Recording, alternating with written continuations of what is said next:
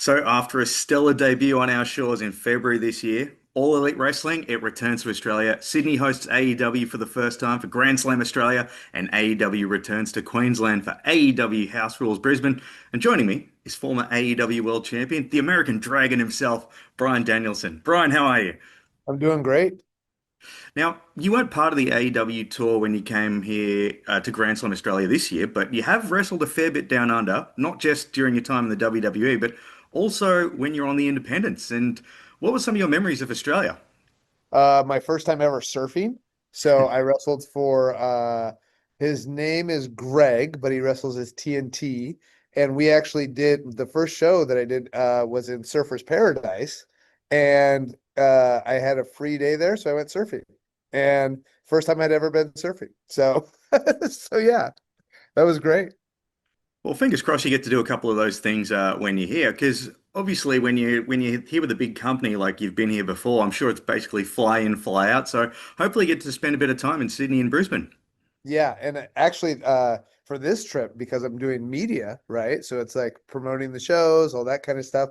I actually have one day off where where I'm like, oh, a full day off where I can just go do whatever. Actually, yesterday I had a day off too, but that was the day that I landed and I was pretty jet lagged. I was asleep by 6 p.m. So it's like, Everyone kind of needs that day to just get you out of the system. But yeah, well, the good thing is like AEW is just jam-packed with Australian talent. You've got like Tony Storm, Buddy Matthews, Harley Cameron, and Kyle Fletcher, just to name a few. So you're gonna have no shortage of having Aussies to point you in the direction. You should go do this, go have a coffee here, go have a bite to eat there.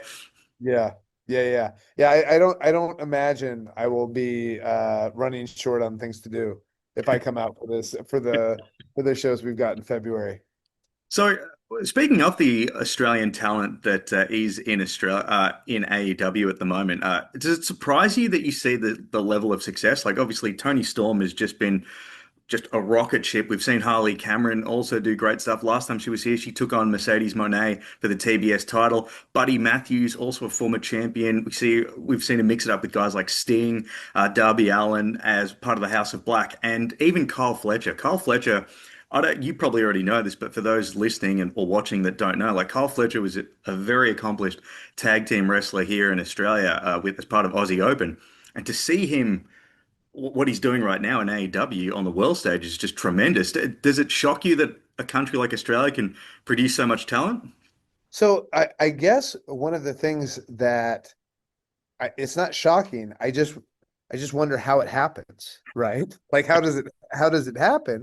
Like where are they training at? Where are they getting the reps to get this good at all this stuff, right? You know? And so I mean like it's more of a curiosity in the sense of okay, how do we build these systems so that this keeps happening? So that more and more Australian wrestlers keep coming up the pipeline like this, right? Like, I mean, Tony Storm is one of the biggest draws we have in AEW, right? Kyle Fletcher, like, is just incredible, right? Harley Cameron has been like, I don't know if you know this, she speaks Chinese. Like, she does puppet stuff. She can play musical instruments. She can rap. She can do all these different things. And it's just like, where how are these people coming into the pipeline to where we can present them on our programming, and how do we keep that happening, right? That's the from an administrative perspective, that's what you look at. Also, like the way that AEW has been rapidly growing on the world stage, I mean, we're seeing the relationship that you guys have with New Japan has been fantastic. Like you were able to wrestle at Wrestle Kingdom, and I think you're one of the few people that can tick off like doing like WrestleMania, All In, Final Battle, and Wrestle Kingdom, like all the major shows of all the major companies around the world. Has it surprised you at the rate in which you've had this influx of international exposure? No, and I think I attribute that mostly to Tony Khan's perspective on wrestling. So, you know, a lot of traditional pro wrestling is isolationist, right? It's like it's our company and we only use talent that um that is in our company or we have contracted under our umbrella. But that's not historically, that's not how it's always been. I mean, the NWA, forever was sending their world champions to Japan and all these different places, working with different promoters, all that, all that different kinds of stuff, sending people to Mexico, that sort of thing. So that's more recent history that where wrestling companies have been very isolated on the world stage. And I think Tony Khan being like a huge wrestling fan is like, well, why can't we do a show with New Japan? Why can't we do a show with CMLL? Why can't we have partners? Why can't we use some of these stars that aren't contracted to us and do put on shows that wrestling fans like 10 years ago or 15 years ago could only dream of?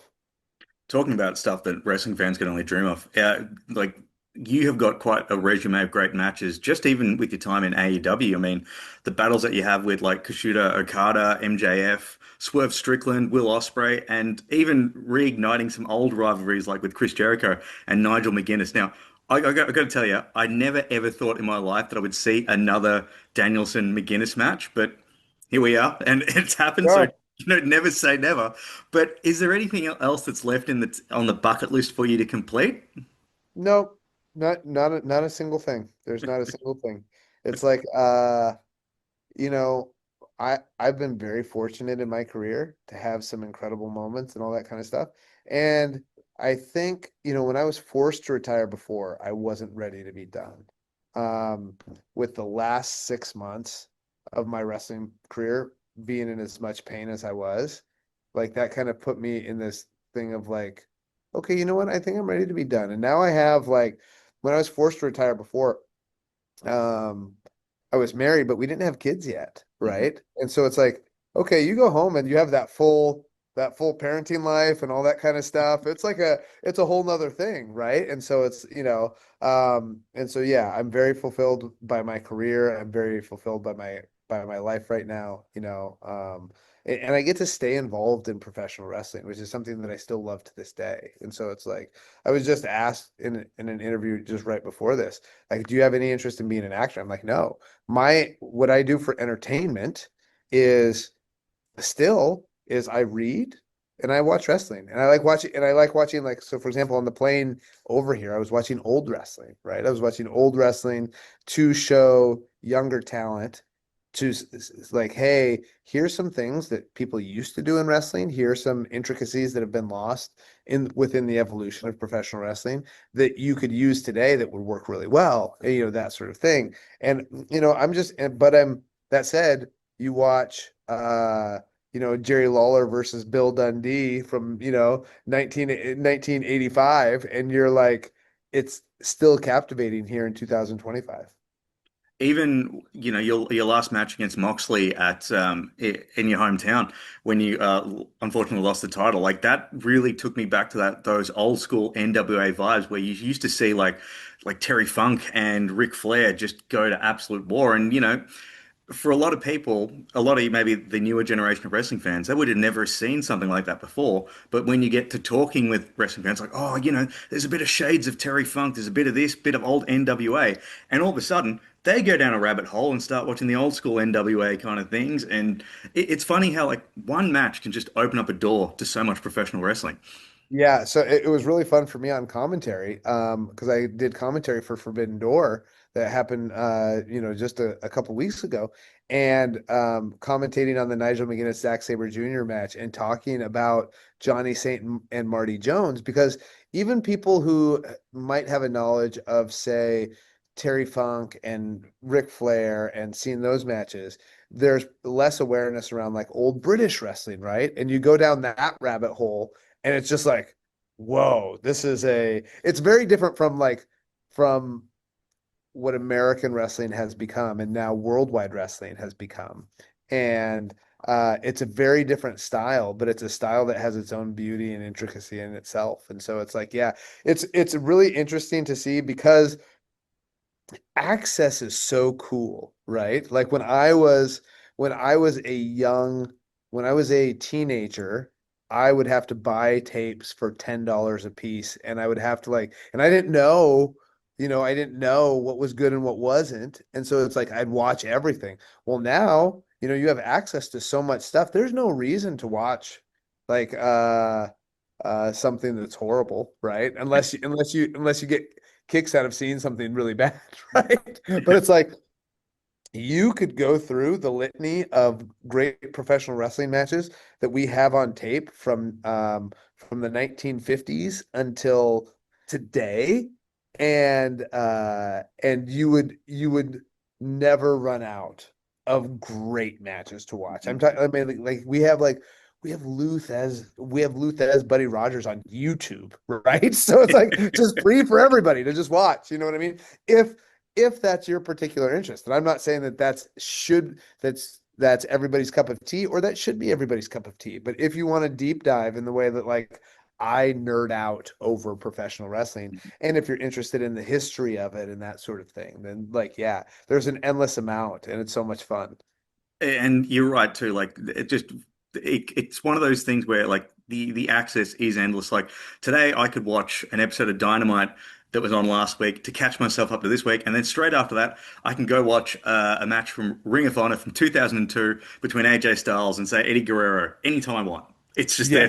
Yes. Yeah. It's just there, right? And so yeah, it's super cool. Anybody who's like, I don't know what kind of listeners or viewers you get on this, if it's more geared towards casual people, non-wrestling fans, or if it's wrestling fans. But if you're a really hardcore wrestling fan, I highly suggest you go on.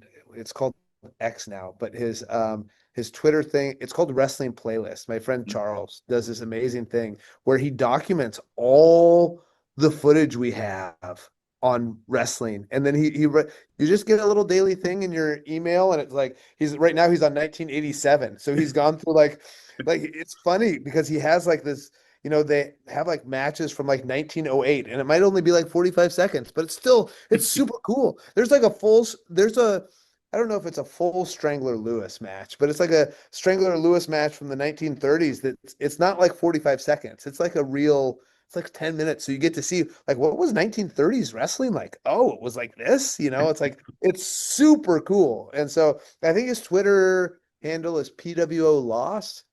I don't know what the best way to do it, but it's called Wrestling Playlist. I'm sure if you Google it, it comes up, but it's Well, like, yeah. I'll be sure to put the link in the description now. Before I let you go, because I could literally stay here all afternoon talking wrestling with you. I don't want to embarrass you, but you are one of the few people that have reached the pinnacle of the top of a professional wrestling company and won their major title in like Ric Flair has done it in WCW, WWE, NWA. Hulk Hogan did it. John Moxley's done it. Chris Jericho's done it. There's not a handful. There's only a finite amount of people that have reached the top of the promotion that they wrestle in. What's it like being a guy that has won the AEW World Title on the grandest stage at All In, and the WWE title also on their grandest stage, like the tippy top? Like that's been you in every company you've been in. Yeah, I just feel really fortunate, right? Because a lot of things had to fall into place for those things to actually happen, right? The ability, wrestling is not like most major professional sports in the sense that the very best guys get to the top, right? If you're the best rugby player, somebody's going to pick you up and you're going to play for a team, right? If you're just an incredible rugby player. But professional wrestling is not like that, right? It's like it's very subjective and that sort of thing. And so you can work really, really hard, and there's been great wrestlers who have not uh been able to have near the success that I've had. And I don't know how to account for that, right? I don't have a way to account for that.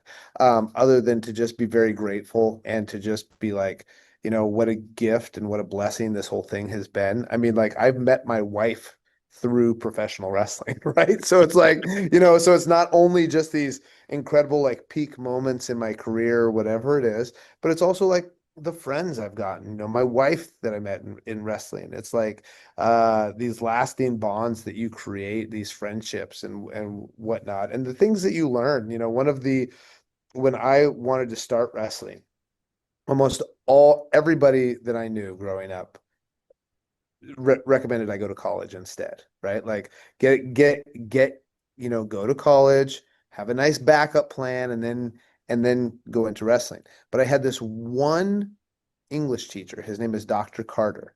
And he said, you know what? You can always go to college, right? Go do this thing.